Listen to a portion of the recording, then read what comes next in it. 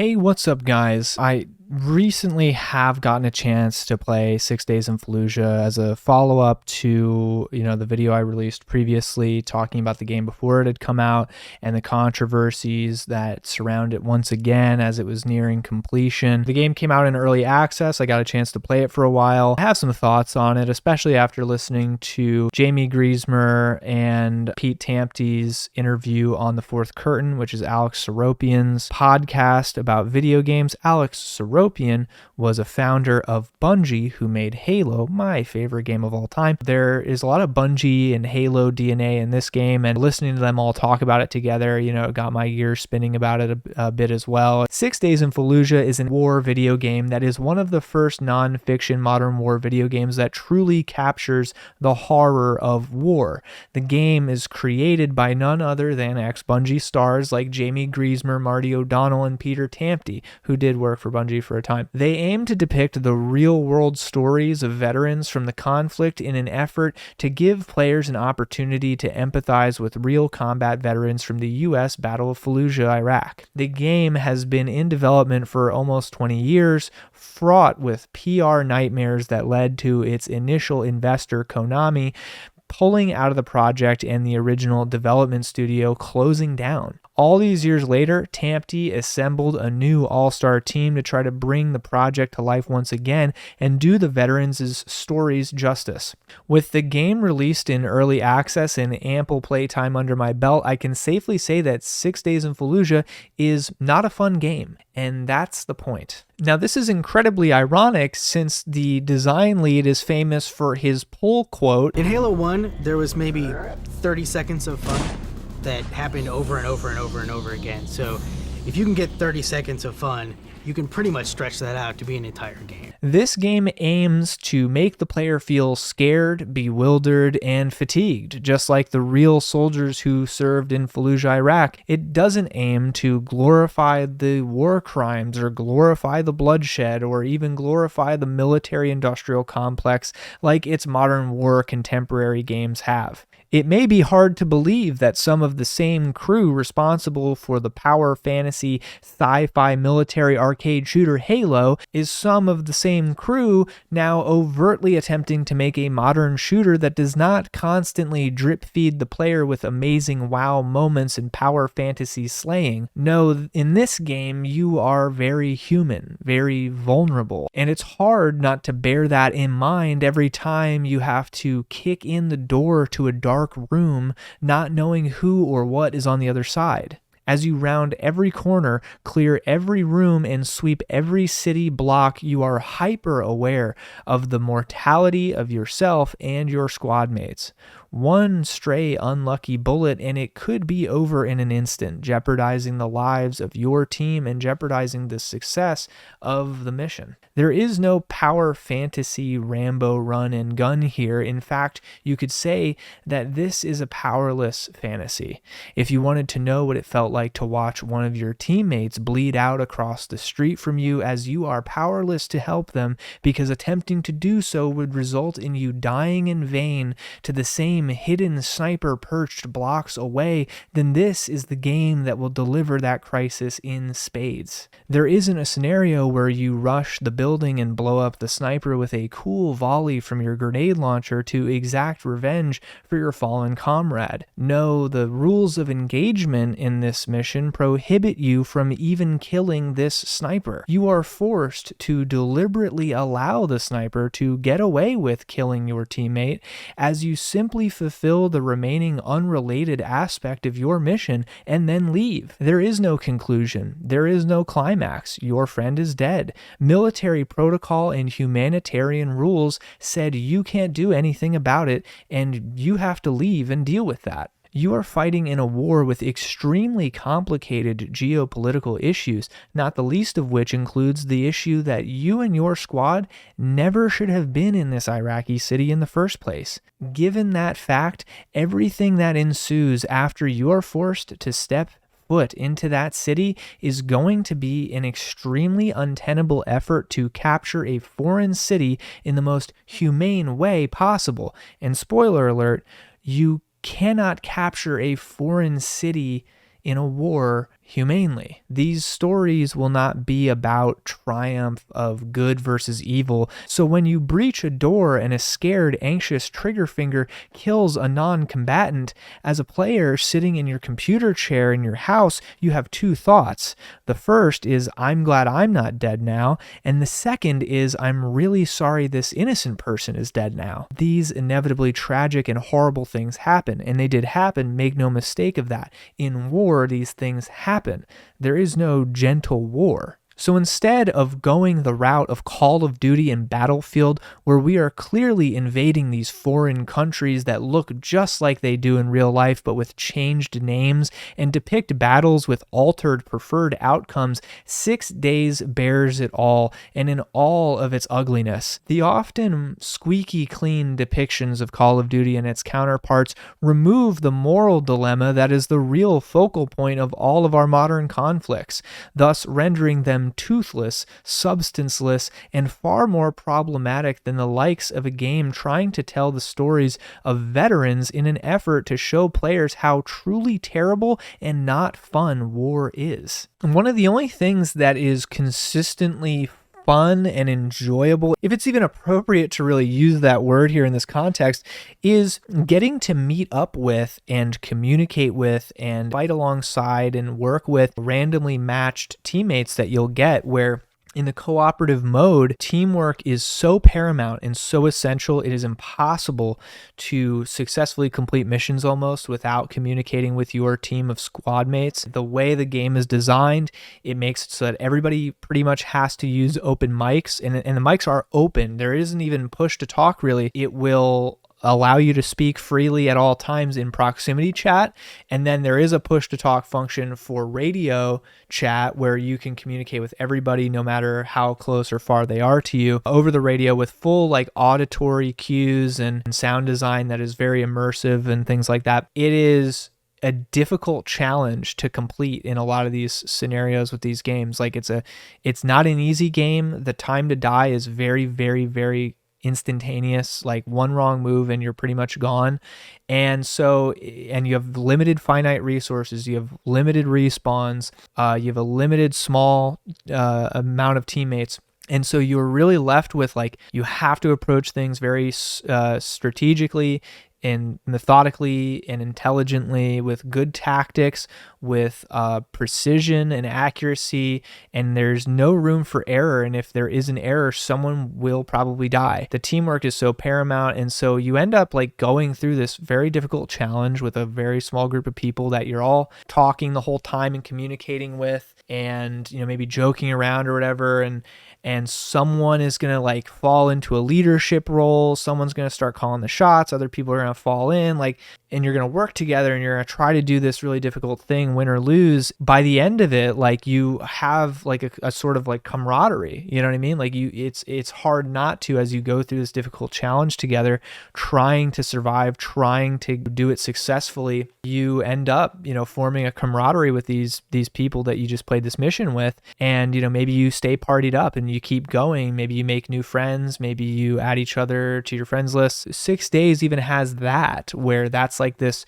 shining spot, like the most interesting and like engaging thing about it is like this dynamic you have with these real people that you're playing alongside with, and you're trying to do this very difficult thing and do it in a way where hopefully everyone's going to survive that's on the team. I think this is a game that it's not like a Project Reality, right? Like where it's this like mod, it's not like Squad, it's not, some of these games are like, they're very clearly like they're very mechanically MilSim, right? And they're hard to, it was interesting, Jamie Griesmeyer said that he at one point had the opportunity to fly out to Iraq, to the active, war zone that it was, on a military base with a bunch of Xboxes and a bunch of beta copies of Halo 3, set up all the Xboxes and TVs in Halo 3, and let the active duty combatants in the United States military come back to base after going out on missions and stuff like that, and set their M16 up against the desk and play Halo for 6 hours and then go back out and do their thing. Like, he did that for, days and whatnot, and talked to the soldiers, and they said that like Halo was obviously so unrealistic and didn't have any military tactics. The guns didn't, and ballistics didn't make any sense, and nothing was realistic or normal. Their real life combat experience did not translate into them being good at Halo, and he thought that was really interesting. And this is a game where, like, I'm pretty sure I've played the game with people who were in the military or are in the military, and I've played other MilSim games with active duty. A lot of my friends are active duty in the military, and it's interesting because I feel like a lot of the tactics and stuff like that active duty military or ex-military would know really do apply in this game. If you do things that are tactically not smart or not good decisions, like, you will be punished. And so those real life tactics, I think, really do come into play. And the real life, like the decision making that's involved, like all these different things, the teamwork, all that. It's really interesting. I think that it does a pretty good job of that, and like translating that strategic thinking, that skill, into the game. It's a really interesting non-fiction military modern shooter. I really hope that there'd be a demo, right? Like, I would love if everyone would be able to accessibly play this game. It's like a little pricey right now. I think it's like $30, and it's steep. Like, even some of my friends, like, they don't really want to drop that much dime on like an early access, not finished game, especially when they aren't sure if it's like mechanically interesting enough to them or whatever. Like, I think everyone should be able to try the game. I think more people playing this, like, to empathize at all with or understand what some of these soldiers went through is really, really invaluable. Honestly, I think that they should figure out some way so that people could get a taste of it, people could at least experience it. I think that would do a lot of good. I think that there's a lot of people like pushing this idea that this is just like military industrial complex propaganda, United States government propaganda, but it's not. It's far from it. It does not make combat seem at all fun or interesting in that way. It does not make it glorified. It does not make it sexy. It is fucking like gross, down and dirty, and scary, terrifying. This is borderline a horror game at times. It's so bizarre to me that people have this takeaway that it's like problematic to depict war this viscerally. Like, it almost is like propaganda on the side of the military industrial complex, where they're like suppressing this game or something. They would like this game to not be successful because this is literally not a propaganda piece. This is not a glorification of military service. This is not really a glorification of combat or war or anything like that, or the military. It's shitty. It's like shitty the whole fucking time. It's really not even like gung-ho or whatever. Like, you have these interviews from ex-military, and you have like these real depictions of things. There's this mission where there's a sniper in a fucking perch in a tower, and he starts sniping at you and your squad at the beginning, and the your operational advisors or whatever the fuck, my military friends are probably gonna make fun of me for this video for saying a bunch of stupid shit like this. That's not what it's called, you fucking idiot. The advisors, like, rules of engagement, the ROA, the rules of engagement, the ROE here, you cannot fire back at this sniper. Like, you can't shoot this sniper, you can't kill this sniper. You just have to get shot at indefinitely and like still do the thing you're supposed to do, but just not fucking fight back, because like politics of it, the humanitarian crisis of it, like all these different, like this minutia of weird rules and red tape and all this different stuff, you feel the frustration of that. And I've really not ever seen a game even attempt something like that, where you like get to experience the frustration of stuff like that these real veterans definitely felt in this conflict and other conflicts, where they're like, why can't I do this? This is not a pro-war game. This just isn't. And it that's why it almost makes me think that like they're trying to push a narrative where they're like, oh, fuck this game, because they don't want people to experience how shitty war is, because it's not going to do any favors to the military or the government or whatever. And I'm not nihilistic. I'm not even like military bad or anything. I'm not like that at all, but this was a fucking really fucked up conflict. I think at least everyone can agree on that. Like, this was like a really gray area, fucked up conflict we got involved in. For a lot of political reasons it happened, and really good people died as a result of it. If a game can deliver that just terrible truth to the player, make them feel it and experience it even slightly, and they can't fully experience it, no one ever will unless you were there. But if it can make people feel that even for a second or even a sliver of it, it absolutely is important that everyone plays it, especially if you like shooting games at all. You should almost be mandated to play a game like this. And it's not the most perfect game. It's not like the best game. It's not the most polished game yet. Hopefully it'll get there. I'm rooting for those guys. Like, I'm a big fan of all those guys who are working on it. Huge fan of Jamie Griesmer and stuff like that. Like, he's a genius guy, and I wish them all the best. It's a passion project, and it's a fucking project that they've lost so much fucking money on trying to get made at this point because it got canceled for so long. But I think everybody should experience it, at least, even if it's not the most polished thing right now, just because to feel even a modicum of that horror that this could deliver to you, of just like how not fun combat is, how fatiguing and shitty and fucking like nerve-wracking it is. Like, I think that is really invaluable, and I think that on that merit alone, this game deserves to be on Steam, to be played, to be bought, to have people able and allowed to play it. It absolutely should not be boycotted. It should not be pulled from stores. It should not be fucking called for its removal. None of that. Call of Duty is leaps and bounds more problematic. Call of Duty, even in its attempt to be gritty and realistic and be like, war bad, because of the fucking scene where they're going to kill the kid in the crib or whatever,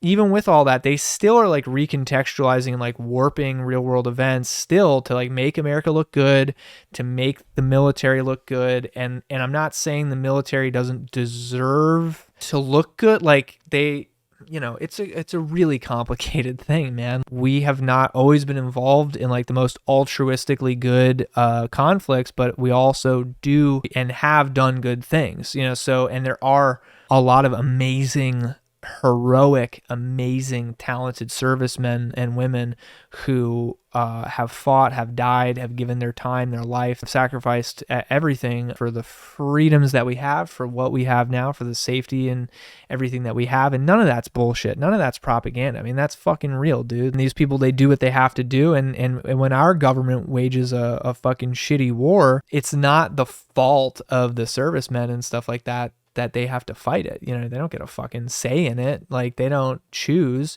They got to do what they got to do, man. And like, that's just how it goes. That's just real life, dude. It's not fucking all ideology and fucking politics. This is their job. You know what I mean? They got to go to work. All the the Twitter fucking back and forth, all the fucking blog writing and weighing in and shit like that. It's like, I don't know. If you're that far removed from this world, then like you shouldn't even really have an opinion on it. If it's going to be something dissenting, something that's like so hypercritical and nihilistic and negative that it's like, yeah, what are you going to do, man? Yeah, every war since fucking Napoleon has been a war crime. Like, it's like, so it's ridiculous. Like the world that some of these people live in and how unrealistic of a world it is, where everything could be perfect if people would just all hold hands and fucking not what it's like. It's just not reality. You know what I mean? That's why I think this game's good. Call of Duty isn't reality. It doesn't depict reality in any normal, true way. Everything that Call of Duty depicts is like cartoon, fictionalized, like fucking, but just fictionalized enough to where you still know, like, this is Russia, this is China, this is the Middle East. Like, exactly what they're doing. They're just saying it's a different place. And that's, I just feel like that's cowardly and underhanded to do that than to just call it like it is and do something more non-fictional like this and just taking real stories and accounts of what happened and putting it in a fucking game. You can't get any more straight than that. Like, it's just, it is what it is, man. And it's not good. That's the point. It's not good. Oh, the war game's shitty. Oh, yes, it is shitty. That's the whole point. You should play it, and even if you don't like it, hopefully it makes you think about, why do you like Call of Duty more? Why do you like being able to run around and just mow people down more than a game where is going to make you really sit there and like contemplate our role in these wars, or what it's like to be a soldier? Oh, you don't want to think. Oh, you don't want to think? Go turn your brain off. Go play COD. Even if you don't like the experience, I think you should still experience it. That's why I think they should try to do something where even if it's a free weekend, hopefully soon, even if they don't like it, even if they don't buy it, I think it's like a really important thing to experience. You know, hopefully they polish it a little better and they can deliver that even more viscerally, because I think they could do even more to make it just fucking horrible, you know, like as of an experience. Like, and it should be horrible. And like I said, the one bright spot of it is the people that you get to play with and stuff like that, and I think that's very realistic too. So man, dude, I don't know. 6 Days in Fallujah, crazy shit. Go play it. Go buy it. What more do you need, dude? Fucking Bungie guys fucking made this game.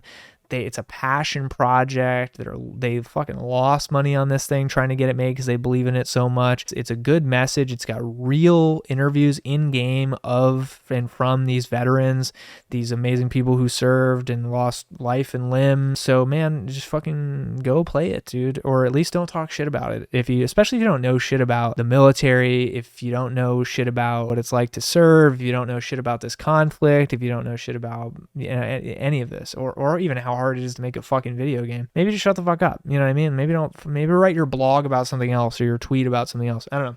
That's all. Thank you guys so much for watching and listening. This has been 6 Days in Fallujah, just my little thoughts and ramblings on it. Hope you enjoyed. If you did, subscribe to see more. Like the video if you enjoyed. Let me know in the comments down below if you've played 6 Days in Fallujah or not. Do you like it? Do you hate it? Are you morally opposed to it, or do you think it's cool? Do you think anything I said is interesting? Let me know your thoughts. I'll catch you on the next one.